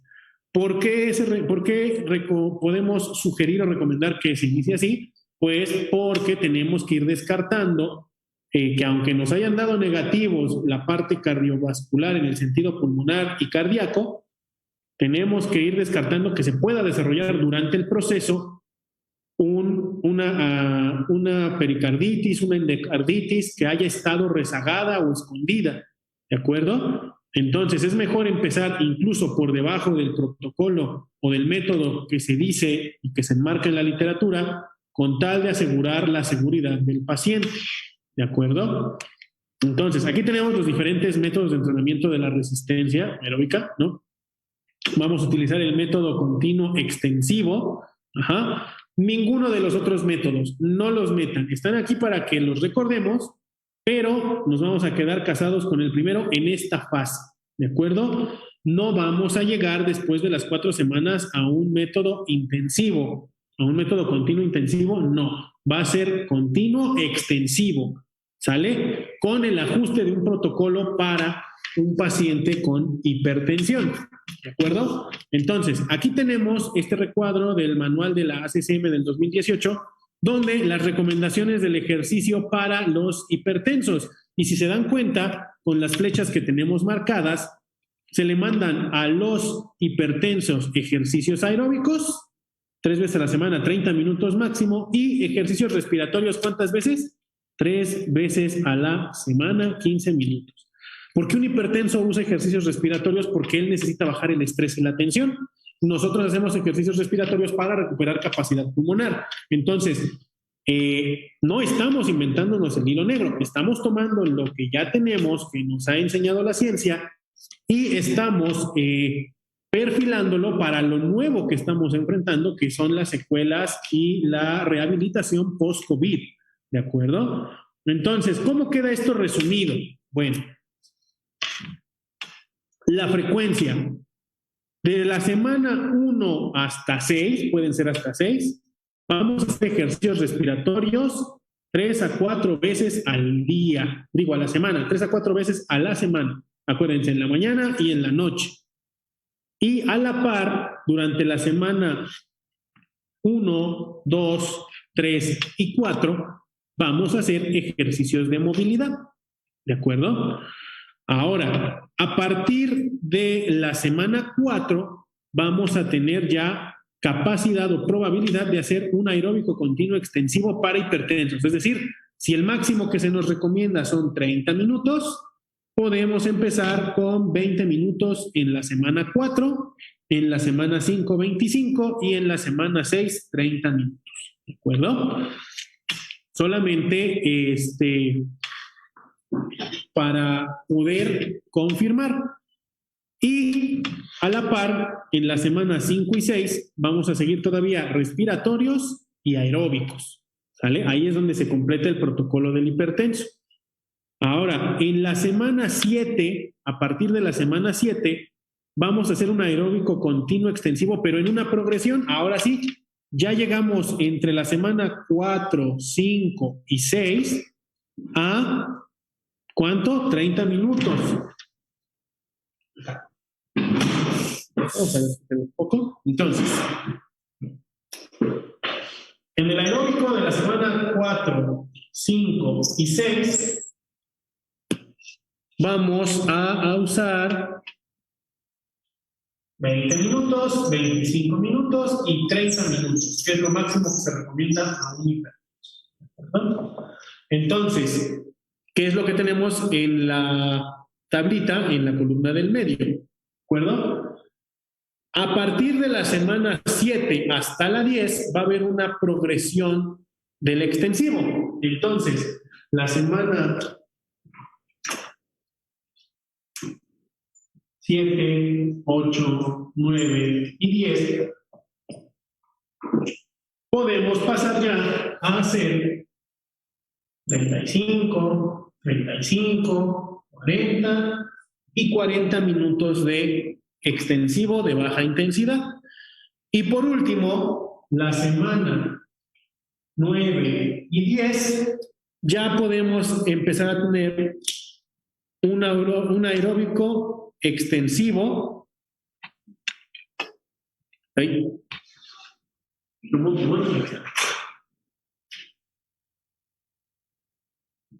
Extensivo, intensivo, es decir, ya podemos subir la frecuencia cardíaca un poco más, podemos empezar a trotar. ¿Cuánto? Pues aquí ya empezamos con una prueba de unos 10 minutos, semana 1 y semana 2. 10 a 15 minutos. Es decir, hasta la semana 9 y 10 podemos considerar retomar el trote. ¿De acuerdo? Siempre y cuando durante mis 8 semanas previas la evaluación y la evolución hayan sido satisfactorias. ¿De acuerdo? Si nos retrasamos en esta evolución, entonces hay que alargar los días.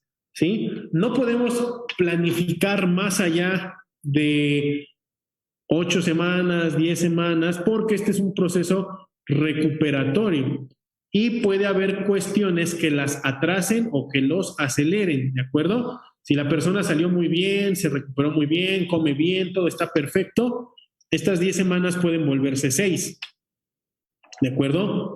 Si la persona es una persona con comorbilidades, estas 10 semanas pueden volverse 15, ¿sí? O 12. ¿Por qué? Porque cada cuerpo es diferente. Entonces, no podemos arriesgarnos a cuadrar como si fuera un atleta de alto rendimiento. En un atleta de alto rendimiento es, entre comillas, un poco más fácil, porque ya sabes a qué ritmo va, de qué ritmo venía y qué es lo que esperas de él. Y aparte porque hay muchísimo más trabajo médico en conjunto para poder determinar a un atleta de alto rendimiento. Sin embargo, no se salva de hacer ejercicios respiratorios, ejercicios de movilidad. Puede ser que los haga menos semanas, pero debe pasar por ese protocolo también. ¿De acuerdo? ¿Por qué? Porque debemos tener la certeza de que no hay secuelas a nivel cardíaco, no hay secuelas a nivel pulmonar y muchas veces, aunque esta persona esté bien, no está realmente a nivel fisiológico recuperado. Como parte de la experiencia, he tenido personas que ya están recuperadas del COVID con la anuencia médica, pero a la hora de hacer el entrenamiento físico, la recuperación, su cuerpo no puede. Su cuerpo todavía está fatigado, está cansado del esfuerzo fisiológico, de la carga fisiológica, de lo que conlleva la enfermedad. Entonces, se tiene que ajustar el protocolo, ¿no? Y de la manera de trabajar con estos pacientes tuvo que ser un poco más extensa y con más control, porque aunque el médico dio la anuencia, pues sus signos vitales de saturación de oxígeno, de frecuencia cardíaca en trabajo, de frecuencia cardíaca en reposo, junto con los datos que yo tenía previos, no cuadraban, ¿no? Entonces, recuerdo que un paciente, el médico le dijo, pues ya puede ser dieta y intervalos, pero pues todavía se agitaba haciendo caminata, entonces hacer intervalos no era la opción nunca, jamás, ¿no? Porque todavía estaba agotado el corazón o los pulmones no estaban perfusionando bien y el corazón tenía que verse obligado a trabajar más, ¿no? De la parte de la experiencia personal, ¿no? Que yo sé que no es regla, pero aporta. Su servidor a las 4 semanas de haber padecido COVID tenía el alta del neumólogo y el neumólogo le dijo, quedó perfecto usted, no tiene secuelas, le salvó que toda su vida hizo ejercicio. Bueno, ¿en cuánto ya puedo volver a hacer ejercicio? Y me dice, sí, date 15 días más y regresas a la mitad de tu carga y en un mes tomas bien la actividad. Dice, pero como tú eres entrenador, pues tú sabes. Y yo dije, ok, perfecto. Siguiendo la recomendación médica, yo fui y me evalué, me testé y yo sabía cuáles eran mis frecuencias. Entonces, yo trabajando en pesas, haciendo fuerza, ejercicios con los que mi frecuencia se quedaba en 108, 100, 120, por ejemplo, en sentadilla con 100 kilos. Estaba haciendo sentadillas sin peso y mi frecuencia se disparaba a 140. No estaba bien y ya había pasado un mes después del mes, o sea, llevaba 2 meses y no estaba bien. Entonces, aunque médicamente estaba sano, tenía el alta, yo por conocer las frecuencias que tenía sabía que no estaba bien. Entonces tuve que dar 2 pasos atrás para reiniciar, ¿Por qué? Porque aunque médicamente dicen que sí, a nivel fisiológico cada organismo es muy diferente, ¿de acuerdo? Entonces, para mí mi frecuencia en reposo post-COVID era 65, ¿no? Y el doctor me decía, estás muy bien. Y yo, pues no, porque mi frecuencia era de 50. O sea, tengo 15 latidos de más. ¿De dónde salieron? Mi corazón estaba todavía agotado. Mi carga fisiológica era mucha, ¿no? Durante la enfermedad sí ayuda a que hayas hecho ejercicio porque hay taquicardias y arritmias por la fiebre. Si tu corazón no está adaptado a eso, se puede lesionar, ¿no? Pero entonces, por eso es esta recomendación de 10 semanas de trabajo, es una aproximación a lo que podemos hacer ahorita. No es el hilo negro, no es la cuarta ni la quinta maravilla del mundo, todos tenemos capacidades, pero y limitaciones. Pero es importante todas estas consideraciones porque este protocolo se ha ajustado en función de la evidencia científica que hay en la actualidad respecto a efectos post-COVID, efectos secundarios de los medicamentos que se dan durante el post-COVID y los tratamientos recibidos, y la aparición de las secuelas que se pueden ahorita seguir hasta al menos 2 años, casi 2 años, que es lo que ya tenemos, pero no hay más información. Entonces, esta es la propuesta que se hace de esta metodología para una readaptación cardiovascular.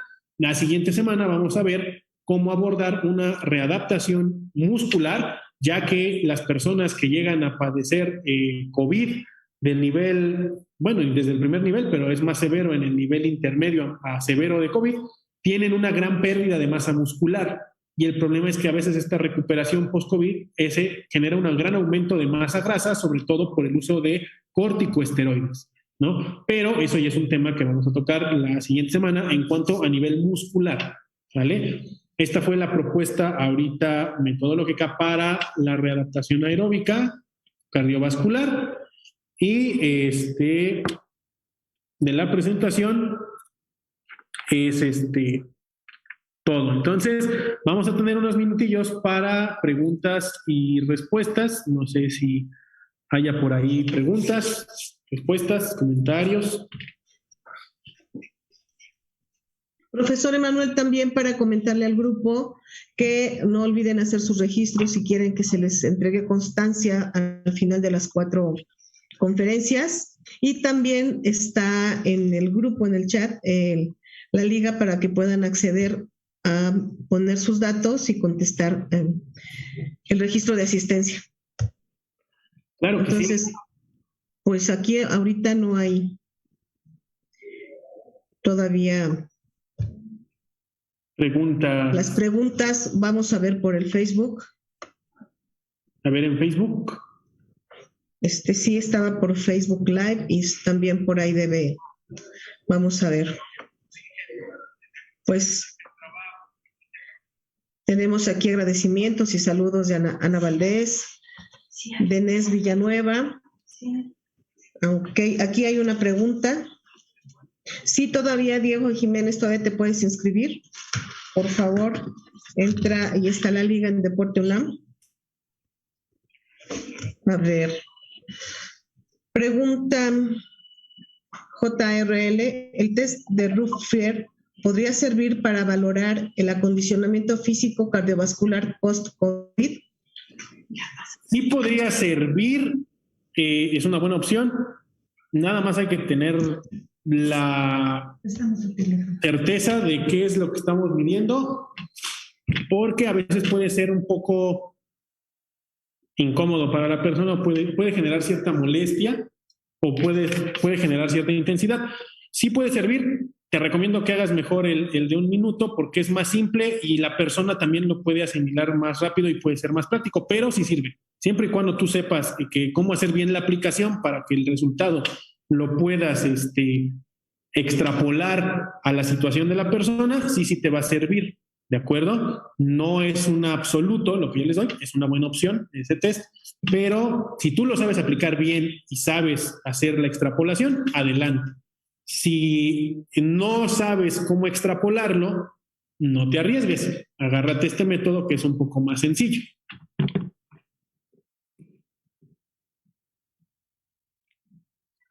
No la oigo, maestra. de Diego Jiménez. Doctor, además de daño cardíaco, pulmonar y neuropsíquico, se ha observado daño en otros órganos como el hígado, riñón, intestino muscular u otros. Creo que ese es el tema de la siguiente conferencia. Sin embargo, te cedo el uso de la palabra, profesor. Sí, en efecto, ahorita nos enfocamos a la parte cardiovascular, pero sí, el COVID es sistémico. Tienes problema por todos lados, intestinal, renal, tienes problemas a nivel del hígado, tienes problemas a nivel muscular y artalgias, mialgias, lo que decíamos, ¿no? Entonces, ¿por qué es que nos enfocamos ahorita a la parte cardiovascular? Porque es lo que más agudo o lo que principalmente en la fase aguda se ve afectado y lo que nos va a generar esas secuelas más inmediatas. Sin embargo, sí, durante las secuelas post-COVID, después de las 15 días, que es la fase aguda, empiezan a aparecer los problemas renales, ¿sí? Podemos tener una insuficiencia renal, podemos tener inflamación hepática, podemos tener una disfunción intestinal, ¿de acuerdo? Entonces, todo esto va muy de la mano.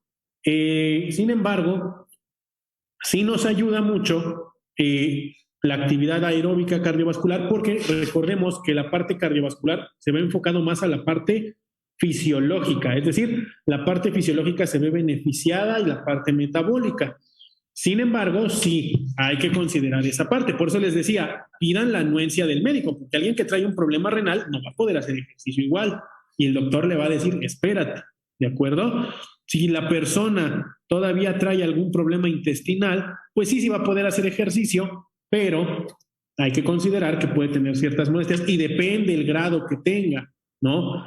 Incluso van a estar las parestesias, eso va a venir en la parte muscular. ¿Por qué? Porque muchas personas empiezan a sufrir estas parestesias, sobre todo en miembros superiores, ¿no? Y los procesos desmielinizantes, y se ve afectada la función muscular, ¿no? Pero sí, eso lo tenemos que recordar. No lo mencioné, no porque no exista, sino porque íbamos más a la parte fisiológica y porque en efecto, o sea, si tú citas las páginas oficiales de la OMS, de la IMSS, del ISSSTE, habla de estos principales cuadros, pero se ha ido recopilando a través de los documentos de las revistas científicas como Lancet, ¿no? Que también hay efectos secundarios. ¿Para qué? Pues para el hígado, para los riñones. Empieza a haber incluso, por eso se habla que es como una enfermedad autoinmune a largo plazo, porque empiezan a aparecer fenómenos artríticos reumatoides, fenómenos tipo lupus, ¿sale? Entonces, es muy complejo el panorama que nos está presentando el post-COVID, pero es un buen punto el que tomas, ¿no? No hay que dejar de lado esa parte.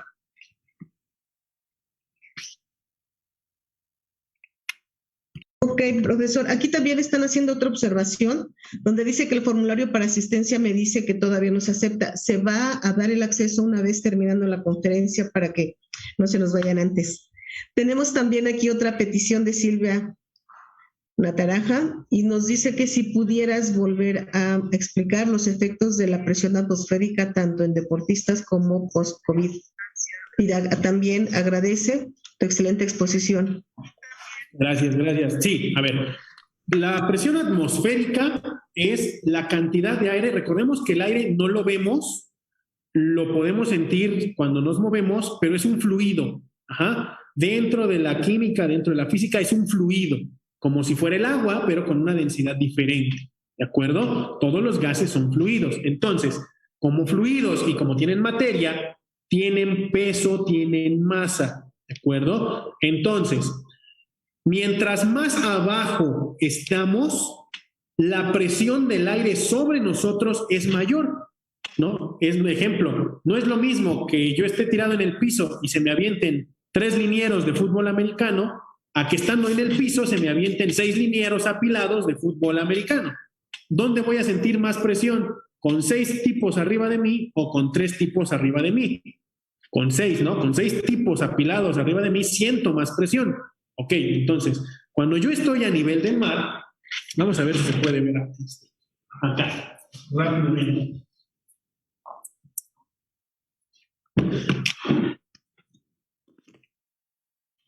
Ahí, a ver. Este es mi relieve. Este es mi nivel del mar. ¿De acuerdo? Vamos a poner, esa es tierra, y con el azul vamos a poner el agua. ¿Vale? Es el nivel del mar. Y acá arriba es la atmósfera. ¿Vale? Entonces, obviamente hay relieve y va subiendo. ¿Vale? Supongamos que aquí está la Ciudad de México. 2.200 metros sobre el nivel del mar. ¿Sale?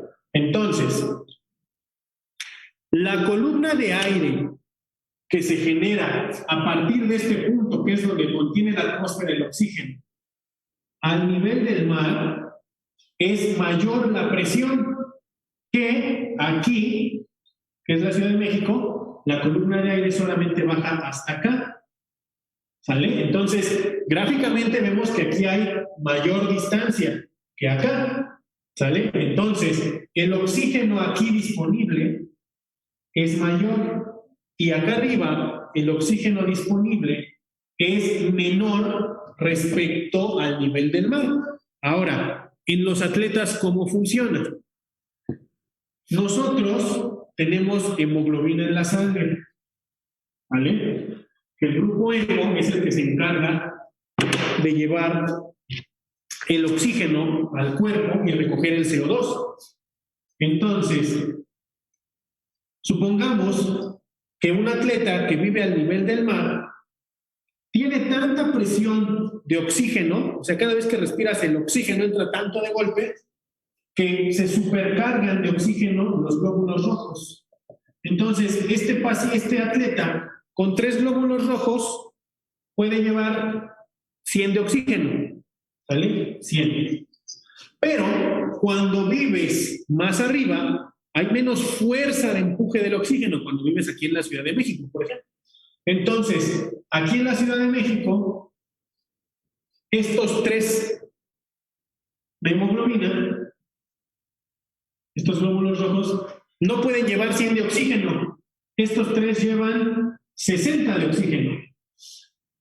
Entonces, ¿qué necesito para poder llevar los mismos 100 que al nivel del mar? Pues más hemoglobina, más glóbulos. Entonces, se crean 3 más y ya con estos 6 puedo generar los mismos 100 de oxígeno que al nivel del mar. ¿De acuerdo? Entonces, ¿qué pasó en el México 68? Pues todos los atletas de Europa venían aquí y todos los mexicanos viven así toda la vida en la Ciudad de México. Entonces, cuando venían a competir acá, ¿qué crees? Cuando subes, no hay suficiente oxígeno para ti y entonces tus tres glóbulos rojos no son eficientes. ¿Qué pasa cuando es al revés? Cuando tú que vives arriba bajas, si aquí con 3 llevas 100, imagínate que tienes de pilón 3 más, pues llevas muchísimo más oxígeno, o sea, tienes más disponibilidad de oxígeno. Entonces, tu rendimiento aumenta. Los asmáticos, por eso no pueden donar a veces sangre, porque tienen demasiada hemoglobina, porque como no permea bien el oxígeno en los bronquios, tienen que tener más hemoglobina para ser eficientes. Entonces, los atletas hacen campamentos de altura. ¿Para qué? Para forzar en 30 días, que es una adaptación fisiológica, a que haya más concentración de hemoglobina y bajan a competir a nivel del mar y son muy eficientes. Así es como funciona la presión del oxígeno respecto al nivel del mar o al nivel o cuando está sobre el nivel del mar y tu rendimiento fisiológico. No sé si eso haya contestado tu duda.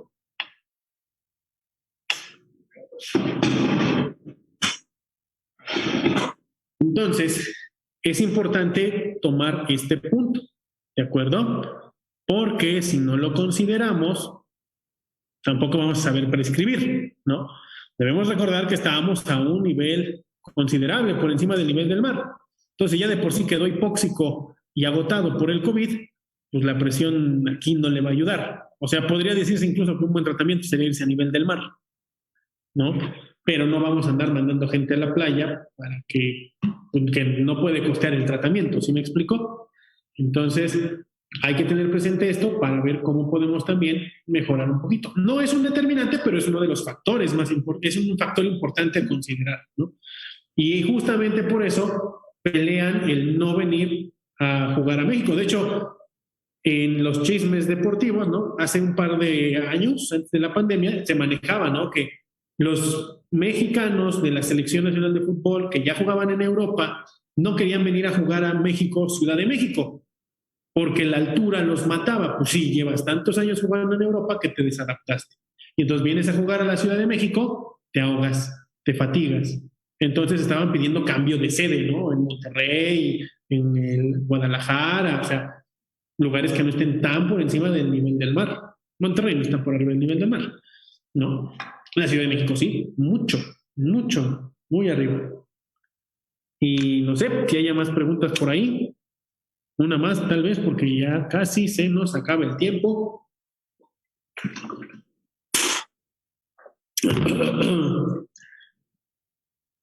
Vamos a ver.